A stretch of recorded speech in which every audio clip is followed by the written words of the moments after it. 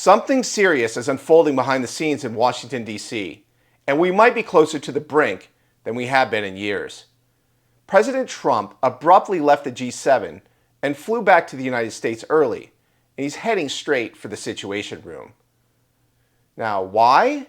Because something big is coming, and based on what he just posted, it may involve Iran, nuclear weapons, and a decision that could shape the future of the Make America Great Again movement. But before we get into it, please like, comment, and share Explain America. The corporate press won't give you the clarity and the fair treatment of President Trump in this story, and we want to give common sense journalism to the American people, and we really appreciate your support. So here's the breaking news. President Trump left the G7 summit early and returned to Washington, D.C., but did not give the official reason why. However, just hours before the news broke, Trump posted a chilling warning on Truth Social. Quote, "Evacuate Tehran immediately," unquote. Tehran is the capital of Iran. Now, in Washington, D.C., there was a buzz about what was driving President Trump to return early from the G7. And it looks like the Pentagon and the State Department were all hands on deck and mobilizing for a full-out meeting at the Situation Room. And President Trump had called the major heads of his cabinet to attend. Mr. President, you've always said that you don't believe Iran should be able to have a nuclear weapon, but how close do you personally think that they were to getting one? Because Tulsi Gabbard testified in March that the intelligence community said Iran wasn't building a nuclear weapon. I don't care what she said. I think they were very close to having it. Now, another thing is that Israel at the same time is mobilizing an offensive and a lot of airstrikes against Iran. My sources tell me that the supreme commander of Iran's military and the Ayatollah, that is Khamenei, is right now on the ropes, and Iran's regime is teetering on the brink. But does that mean that the United States should be involved in the Iranian and Israeli battle right now? That is a matter of controversy, and Donald Trump has been supporting Israel greatly. So General Eric Kermila just posted, "It is estimated that current stockpiles and the available centrifuges are sufficient to produce its first 25 kilograms of weapons-grade material in roughly 1 week. And it's enough for up to 10 nuclear weapons in 3 weeks."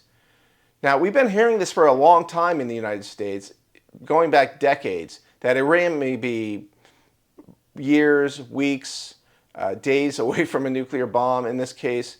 And Trump has made it clear repeatedly that he does not want to allow this to happen. You can go back to April 2025 when he asked about reportedly halting an Israeli strike.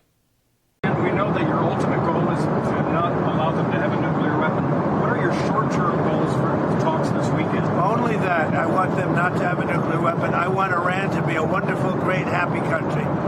But they can't have a nuclear weapon. And we're negotiating with them. On Saturday, we have a big meeting with them. What do you hope to come? And right now, we have a meeting with President Putin as we speak. There's a meeting going on right now.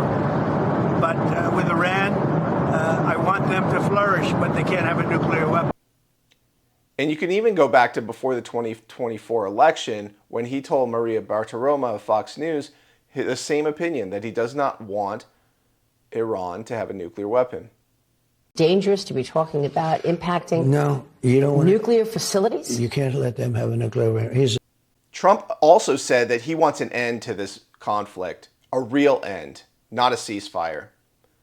That doesn't sound like a man who's bluffing. So what's the real play here? Our take, President Trump doesn't want a direct war, no matter what the people in his cabinet may have to say about it, or Senator Lindsey Graham. But this is also a critical moment where we can take out a terrorist regime's nuclear production capability. This is a rare moment in history where you could set back a terrorist regime decades and also give the Iranian people a fair chance at overturning a corrupt and evil regime.